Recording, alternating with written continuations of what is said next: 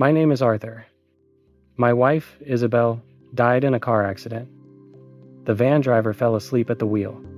Her death was instantaneous, and that was the only solace in this cruel story. We lived happily ever after for almost 30 years. She left behind our estate in Vermont, 2 old dogs, and silence. Not just the absence of sound, but something dense, consuming the space. I wandered the rooms like a shadow, unable to touch her things, unable to throw away even the wilted bouquet she had laid there the day before that fateful trip. My daughter Laura lived in Seattle. She came to visit, helped with the paperwork, the funeral. But her life, her legal career, her own family, all of it demanded her return. I was left alone. Friends, colleagues, they tried to help for the first 6 months.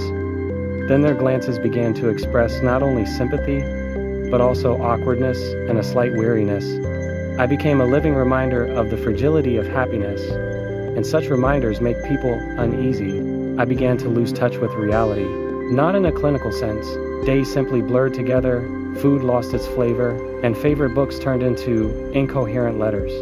It was at this moment, on the verge of a complete melancholy, that I met Clarissa.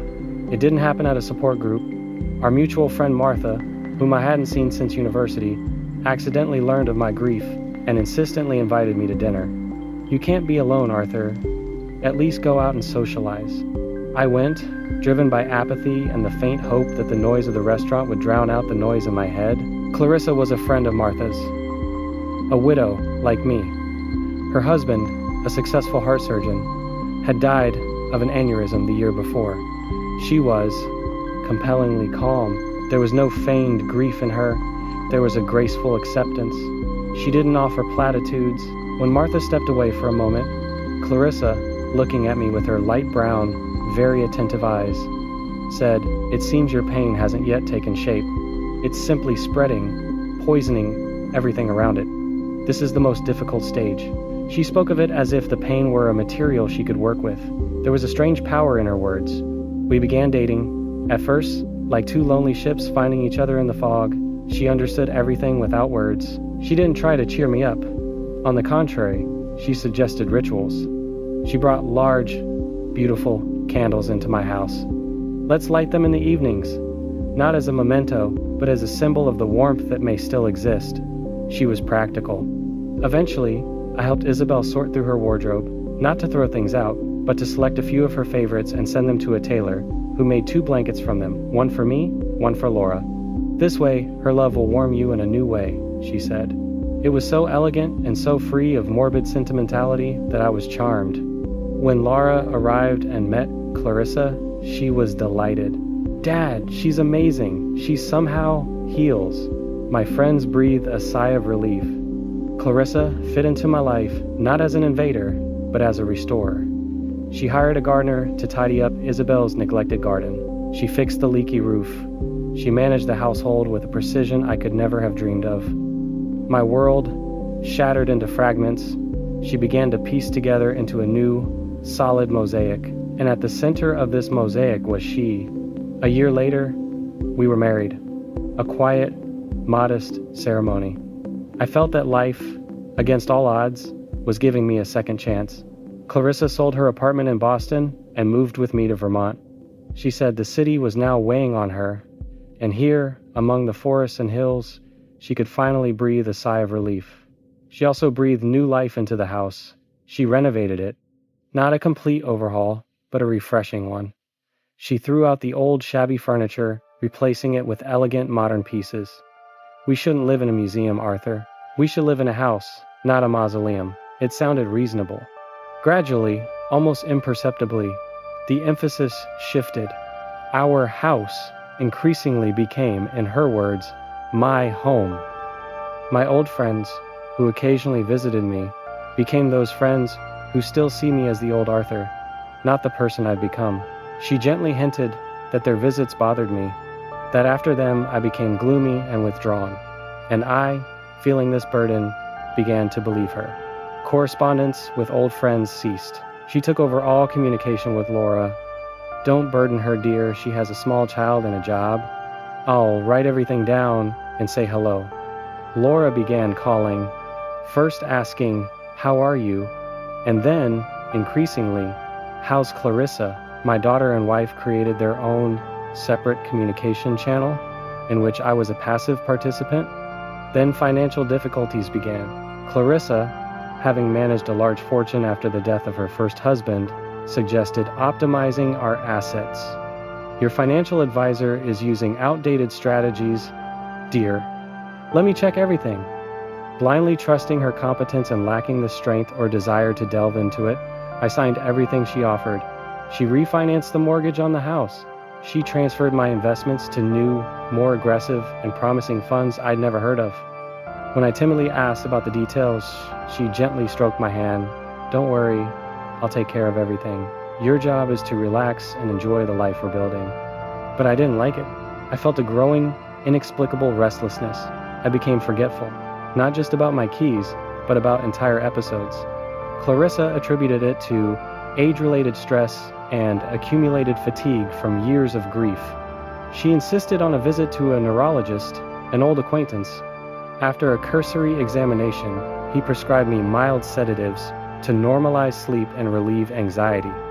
After them, the world became soft, and my will became unfocused. I stopped feeling not only pain, but everything else.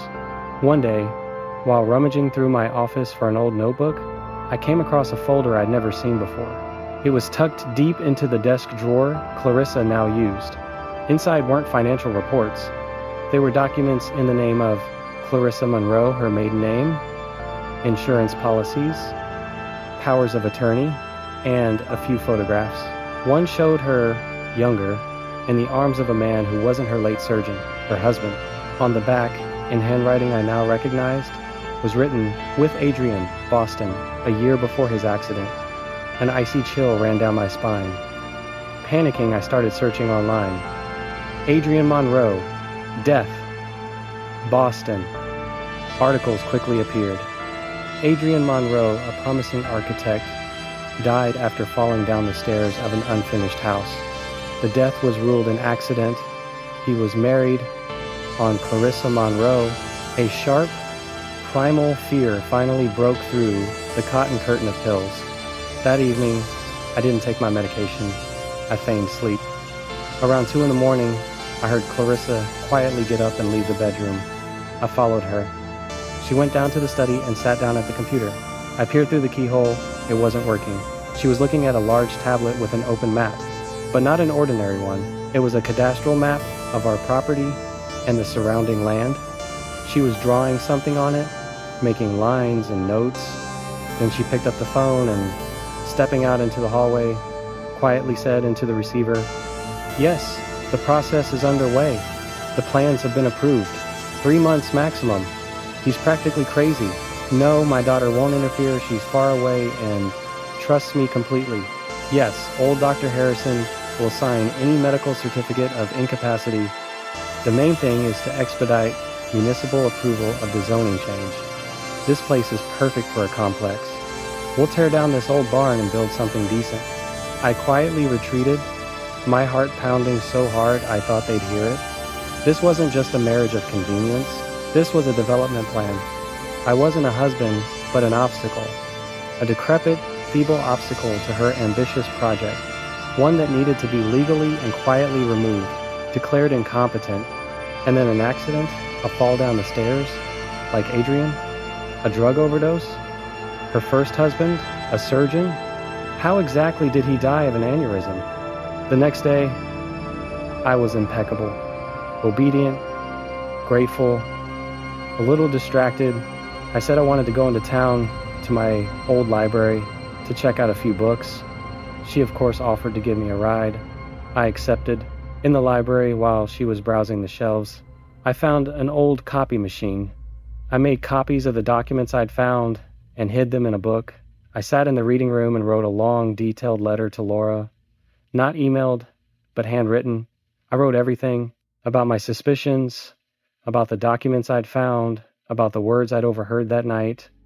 I enclosed both the copies and the letter in an envelope and mailed it certified mail from the library's mailbox to her office address, not her home. On the way back, I told Clarissa in the car that I'd run into an old friend, a lawyer, and arranged to meet her the following week to get my will in order in light of our marriage. I glanced at her. Not a muscle moved on her face. Only her eyes deepened for a moment. "Of course, dear. That's reasonable. I'll come with you." I knew I didn't have time. Her plan accelerated. 2 days later, she announced that Dr. Harrison was insisting on a short-term hospitalization for a full evaluation of my forgetfulness. It was a trap.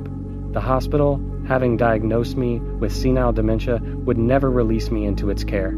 I didn't go to bed that night. I took with me only my passport, the cash I'd been hiding in my workshop for years, and that book from the library. I left through the back door in the dark and walked along the forest path to the highway. I was lucky a truck driver picked me up and agreed to drive me to the next state. I told her I was running away from a family I was tired of. I'm writing this from a cheap motel 1,000 miles from Vermont. I left her everything, the house that will soon be torn down, the dogs that I hope she'll find a home for, all the money she so skillfully transferred to unknown accounts. I'm a ghost, a man without a past and without a future. Sometimes I call Laura's office from a payphone, the general number, and ask her to tell her that Mr. Evans called about insurance. I hear her voice in the background, tell her I'll call back. She never calls back. But I know she got the letter. I hope she understood. I hope she's safe. And Clarissa. Clarissa is probably already trying to have me reported missing and then dead. Her plan to build a luxury apartment complex on the site of our old house, full of the ghosts of my past life, has probably already been approved by the city council. My last love. She saved me from drowning in grief. She drained the entire ocean around me, leaving me alone, helpless, and unwanted on the dry, cracked seabed.